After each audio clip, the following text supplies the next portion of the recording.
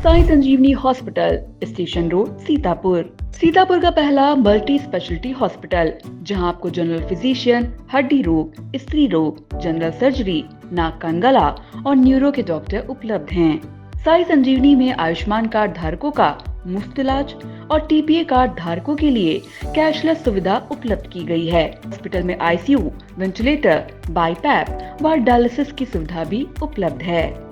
Sai Sanjivani hospital, station road, Sitapur.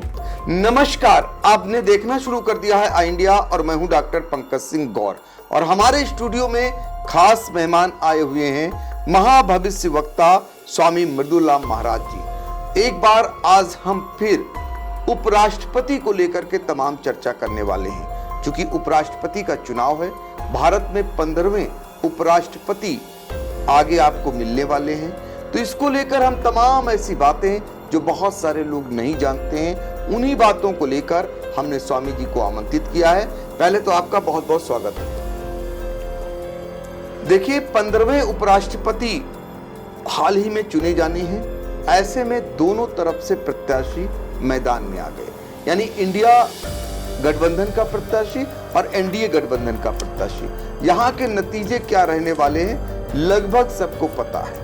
सबको पता है बहुमत किसके खाते में है, यानी जो सत्ताधारी दल है एनडीए, कहीं ना कहीं बहुमत उसके पास दिखाई दे रहा है। लेकिन चुनाव होता है, जब तक चुनाव का रिजल्ट नहीं आ जाता तो जो प्रत्याशी चुनाव मैदान में होते हैं उन्हें कोई ये नहीं कह सकता कौन जीता हुआ है और कौन हारा हुआ है। तो ऐसे में तमाम ऐसी बातें क्या हम आपको जो बताने जा रहे हैं उनमें जरा समझ लीजिए।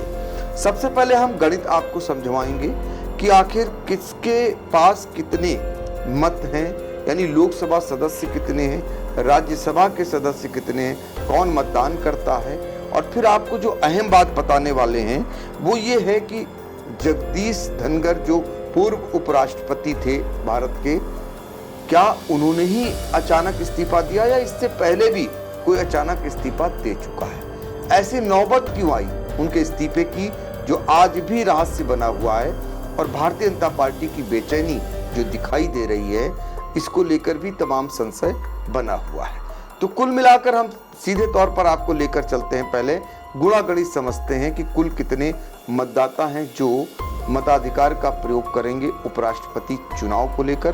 पहले जरा चुनाव का कार्यक्रम जान लेते हैं। मोटा माटी जो है चुनावी प्रक्रिया कब से शुरू हुई, अब तक कहां तक पहुंच चुकी है और मतदान कब होने वाला। स्वामी जी जरा उपराष्ट्रपति चुनाव को लेकर बताइए, जो आपके पास जानकारी है। चुनाव कार्यक्रम पहले दर्शकों को बताइए। आई इंडिया के सभी दर्शकों का स्वागत है। 2025 में जो चुनाव की डेट निर्धारित की गई है उपराष्ट्रपति के लिए, 7 अगस्त 2025 को चुनाव की अधिसूचना जारी की गई। 21 अगस्त को नामांकन की अंतिम तिथि, 23 अगस्त को नामांकन पत्रों की जांच, 26 अगस्त को नाम वापस लेने की तारीख, 9 सितंबर को 2025 को वोटिंग और उसी दिन जो है राष्ट्रपति का चुनाव का परिणाम उसी दिन घोषित होगा। बिल्कुल, 9 सितंबर को भारत को नए उपराष्ट्रपति मिल जाएंगे, उसी दिन परिणाम आ जाएगा, उसी दिन मतदान है। तो ऐसे में स्वामी जी एक चीज और बताइए जरा दर्शकों को, जो इसमें मतदान कौन कौन करता है और जो गणित है, लोकसभा के कितने सदस्य हैं, राज्यसभा के कितने सदस्य हैं, तो वो जरा वो भी बताइए, लोग जानना चाहेंगे। चूंकि ये बहुत जनरल नॉलेज का भी सवाल बन जाता है। ये जो उपराष्ट्रपति का जो चुनाव होता है, इसमें लोकसभा और राज्यसभा के सदस्य जो है वोट देते हैं। ये चुनाव जो है, ये आप मानकर चलिए कि ये चुनाव गुप्त होता है। इसमें किस पार्टी के सदस्यों ने राष्ट्रपति में किस उम्मीदवार को वोट दिया, इसको कोई नहीं जानता है। ये बिल्कुल गोपनीय रखा जाता है। इस चुनाव में जो है मौजूदा जो सदस्य हैं उनकी संख्या जो है, जो निर्वाचित सदस्य हैं, वो 790 है और बहुमत के लिए 392 वोटों की आवश्यकता है। जी, 790 कुल सदस्य हैं वो मतदान करेंगे, वो अपना उपराष्ट्रपति चुनने का काम करेंगे। 392 जो भी प्रत्याशी बहुमत जुटा लेगा वो उपराष्ट्रपति हो जाएगा। अब इस आधार पर बताइए जरा, बहुमत अभी तक किसके पड़ने में दिखाई देता है, क्योंकि उसके भी आंकड़े आपके पास होंगे अलग अलग कि इंडिया गठबंधन के जो प्रत्याशी हैं और जो एनडीए गठबंधन के प्रत्याशी हैं उनको क्या कुछ मिल रहा है। जो एनडीए गठबंधन के जो प्रत्याशी हैं वो हैं सीपी राधाकृष्णन, ये तमिलनाडु दक्षिण भारत से आते हैं। और एनडीए का लोकसभा में जो वोट है वो 293 है और राज्यसभा में जो वोट है वो है 134। तो एनडीए का वोट हो जाता है 427, जो 392 से काफ़ी अधिक है। तो एनडीए के पास अपना राष्ट्रपति चुनने के लिए पूरी उपराष्ट्रपति चुनने के लिए ज़्यादा है, उससे बहुमत से ज़्यादा इनके पास वोट है जी। और इंडिया के पास जो है, जो एनडीए के उम्मीदवार हैं वो मतलब इंडिया के, वो है बी सुदर्शन रेड्डी, ये आंध्र प्रदेश से आते हैं। इंडिया का लोकसभा में जो वोट है वो है 234 और जो राज्यसभा का वोट है वो है 78। तो एनडीए का वोट हो गया जाके 312 और 51 वोट जो है लोकसभा राज्यसभा के वो अतिरिक्त हैं, वो अन्य दलों के हैं, वो न इंडिया के हैं और न वो एनडीए के हैं जी। तो अतिरिक्त वालों पर भी नजर रहेगी सब। हाँ, अतिरिक्त वालों पर भी नजर रहेगी। तो देखिए बहुत बखूबी तरीके से बता दिया कितने मत किसके पड़ने में अभी दिखाई दे रहे हैं। दलीय चूंकि यहाँ पर प्रत्याशी हैं तो ऐसे में किसके समर्थन में कितने मत हैं ये बताया, कितना बहुमत चाहिए वो भी बताया आपको। आप जरा जान लीजिए कि जो उपराष्ट्रपति पद के जो प्रत्याशी हैं सीपी राधाकृष्णन, ये राज्यपाल हैं मौजूदा समय में महाराष्ट्र के। इसके अलावा जो इंडिया गठबंधन के प्रत्याशी हैं बी सुदर्शन रेड्डी, ये सुप्रीम कोर्ट के पूर्व न्यायमूर्ति रह चुके हैं। तो यहाँ पर इंडिया गठबंधन ने वॉकओवर देने का काम नहीं किया, यहाँ पर लड़ाने का काम किया, यानी सीधे तौर पर चुनौती देने का काम किया एनडीए गठबंधन को। तो अब रिजल्ट को लेकर के जो आप आंकड़े देख रहे हैं वो लगभग मोटा माटी सबको पता है कि रिजल्ट किधर जाने वाला है। लेकिन सीधे तौर पर चुनावी प्रक्रिया में कि कोई आगे निकल जाए या किसी को वॉकओवर दे दें, वो हट जाए मैदान से, ऐसा इंडिया गठबंधन ने नहीं किया। मजबूती से प्रत्याशी देने का यहाँ पर काम किया। अब जरा एक बात और समझ लें, वो ये समझ लें कि जैसा कि इन दिनों चर्चा में सबसे ज्यादा उपराष्ट्रपति जो अभी तक रहे जिन्होंने त्यागपत्र दिया, जगदीप धनगर, उनको लेकर के हर कोई ये कह रहा है कि अचानक से इस्तीफा आखिर क्यों दिया। कोई तो बात रही होगी, हालांकि उन्होंने स्वास्थ्य खराब होने को लेकर बताया, लेकिन ये किसी को पच नहीं रहा। जो व्यक्ति, जो उपराष्ट्रपति सदन में दहाड़ रहा हो और वो अचानक से ये कहते हुए कि स्वास्थ्य ठीक नहीं है, स्वास्थ्य कारणों से इस्तीफा दे रहे हैं और उसके बाद चुप्पी साध ले, ये बात किसी को भी दूर दूर तक हजम नहीं हो रही। क्या कारण है?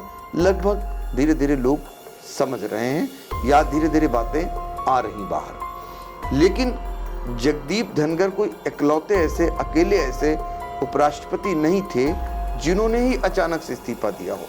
इससे पहले भी दो ऐसे उपराष्ट्रपति भारत के रह चुके हैं। चूंकि ये 15वें उपराष्ट्रपति का चुनाव है, यानी 14 अब तक रहे उपराष्ट्रपति, उनमें दो ऐसे उपराष्ट्रपति रह चुके हैं जो अचानक से इस्तीफा दे चुके हैं। अब पूछेंगे कौन रहे हैं, तो चलिए उनका नाम भी बता देते हैं। दरअसल ये दोनों जिनके जो अपने अपने ख्यात के लिए जाने गए हैं, एक तो बीबी गिरी और दूसरे आर वेंकट रमन। यह आज़ादी के बाद का घटनाक्रम है, जब उपराष्ट्रपति और राष्ट्रपति बनने शुरू हुए भारत में। उसके बाद दो ऐसे उपराष्ट्रपति रहे, बीबी गिरी और आर वेंकट रमन, जिन्होंने अचानक से इस्तीफा दिया। तो ये कहना कि अचानक से इस्तीफा क्यों दिया गया, और हालांकि तलाशा जा रहा है, अब चूंकि बहुत सारे ऐसे सवाल लोग जानना चाह रहे हैं, अलग अलग तरीके से पत्रकारों ने भी इसको लेकर विश्लेषण किया कि जगदीप धनगर जो बोलते थे, स्पष्ट बोलते थे और जो भी होता था वो कह देते थे। तो वो एकदम से चुप क्यों हो गए? बहुत सारे ऐसे सवाल हैं, इसके हो सकता है आगे चलकर जवाब मिल जाए। लेकिन चुनाव, चूंकि जगदीप धनखड़ का कार्यकाल जो था वो 2027 में पूरा होता, और 27 से पहले 21 जुलाई 2025 को उनके द्वारा अचानक से इस्तीफा दे दिया जाना कहीं न कहीं भारतीय जनता पार्टी के लिए संकट खड़ा कर गया। एक तो भारतीय जनता पार्टी को उपराष्ट्रपति पद के लिए प्रत्याशी चयन में काफी मशक्कत करनी पड़ी। इस बीच घटनाक्रम आपने देखा किस तरीके से प्रधानमंत्री नरेंद्र मोदी की राष्ट्रपति से मुलाकात होती है, उसके बाद गृह मंत्री अमित शाह भी मिलने पहुंच जाते हैं। तो ये जो घटनाक्रम था, ये ऐसा घटनाक्रम बना कि कहीं न कहीं भारतीय जनता पार्टी के लिए असहज बनाता गया, यानी उसके लिए परेशानी खड़ी करता गया और विपक्ष को हमला बोलने का मौका दे गया। अब देखना होगा इसकी काट कैसे निकालते हैं। हालांकि उपराष्ट्रपति जब एनडीए गठबंधन का बन जाएगा, यानी निर्वाचित हो जाएगा, तो कहीं ना कहीं भारतीय जनता पार्टी फिर अपने अंदाज में आ जाएगी और अपने अंदाज से काम करना शुरू कर देगी। तो चलिए, अब स्वामी जी, इस पूरे घटनाक्रम में अगर देखा जाए तो जरा और भी प्रकाश डालिए, जो आपके पास जानकारी हो। जो उपराष्ट्रपति चुनाव हो रहा है, बहुत सारे लोग जानना चाहेंगे, इससे संबंधित जो भी जानकारी हो दर्शकों को साझा कर सकते हैं। 2022 में इससे पहले जो उपराष्ट्रपति का जो चुनाव हुआ था जी, तो उसमें धनखड़ जी उपराष्ट्रपति चुने गए थे, जो एनडीए के उपराष्ट्रपति के जो है दावेदार थे, प्रत्याशी थे। हाँ, तो उनको 528 वोट मिले थे, उनको प्रचंड बहुमत से जीते थे। अच्छा। और कुल वोट वैध थे 710, अमान्य वोट 15, और उपस्थित जो वहाँ पे थे वो थे 725, मत कुल थे 780। ये एनडीए के जगदीप धनखड़ 2022 में विजयी हुए थे जी। और यूपीए की थी मार्गरेट अल्वा, जो कर्नाटक से थी, जो महिला है। उनको कुल वोट प्राप्त हुए थे 182। तो वहाँ पे जो है 2022 में जगदीप धनखड़ प्रचंड बहुमत से उपराष्ट्रपति के यानी बहुत बुरी हार हुई थी। हाँ। इंडिया गठबंधन के प्रत्याशी की। हाँ। इस बार ये उम्मीद की जा सकती है कि अगर ऐसी नौबत बनती, हार की नौबत आती है, तो जो आंकड़े हैं अभी तक तो दिखा रहे हैं, तो इतनी मतलब हार भी हो तो सम्मानजनक हार हो। देखिए, ऐसा है, जो उपराष्ट्रपति का जो चुनाव होता है वो गोपनीय होता है। उसमें किस प्रत्याशी ने को किस पार्टी के दल ने वोट दिया है, सदस्य ने वोट दिया है, ये गोपनीय रहता है। तो ये 2022 और 2025 में अंतर है। प्रधानमंत्री मोदी जी, गृह मंत्री अमित शाह जी विपक्ष के दलों से बात भी कर रहे हैं, राजनाथ सिंह जी बात कर रहे हैं, अब कई प्रकार से चाहते हैं कि जो है इंडिया गठबंधन के जो नेता हैं वो हमारे जो है प्रत्याशी को सपोर्ट करें, हमारे प्रत्याशी के पक्ष में जो है मत डालें। लेकिन इस बार का चुनाव कठिन है। हाँ, इस बार का चुनाव कठिन है। अच्छा, मतलब वो एक तरफा नहीं रहने वाला है? जी नहीं, एक तरफा तो वोट होगा नहीं। इस बार क्रॉस वोटिंग बहुत ज्यादा होगी। अच्छा, ऐसी भी संभावना? हाँ, ऐसी संभावना है, क्योंकि दोनों प्रत्याशी दक्षिण भारत के हैं। ये जो सीपी राधाकृष्णन है, ये तमिलनाडु के हैं, और ये जो बी सुदर्शन रेड्डी है, ये जो है आंध्र प्रदेश के हैं। तो इस बार का चुनाव जो है एनडीए के लिए उपराष्ट्रपति का जीतना आसान नहीं है। ये नहीं कह सकता है कोई कि इस बार जो है एनडीए फुल मेजॉरिटी से जो है बहुमत में जीत सकता। कठिन है उनके लिए जीत, कठिन है, चुनौती है कहीं ना कहीं। हाँ, बहुत बड़ी चुनौती है। बिल्कुल। तो देखिए, दक्षिण भारत के दोनों प्रत्याशी यानी इंडिया गठबंधन और एनडीए गठबंधन का फिलहाल एनडीए गठबंधन की तरफ पड़ना भारी दिख रहा है, क्योंकि जो आंकड़े हैं वो उनके पक्ष के दिखाई दे रहे हैं। लेकिन चूंकि दक्षिण भारत से ही दोनों नेता आते हैं, दोनों प्रत्याशी आते हैं, तो ऐसे में क्रॉस वोटिंग की भी संभावना है। फिलहाल राष्ट्रपति उपराष्ट्रपति का चुनाव जब नतीजा आएगा तब भी हम आप बैठेंगे, लेकिन उपराष्ट्रपति चुनाव से जुड़ी हुई ये अहम जानकारियां थीं जो ज़्यादातर लोगों के जनरल नॉलेज में भी आती हैं और बहुत सारे लोग जानना चाहते थे। तो वो बातें हम लोगों ने आज की हैं। अगले एपिसोड में फिर इसी से जुड़ी हुई कोई अहम जानकारी जो होगी वो भी दर्शकों तक पहुंचाने का हम काम करते रहेंगे। धन्यवाद।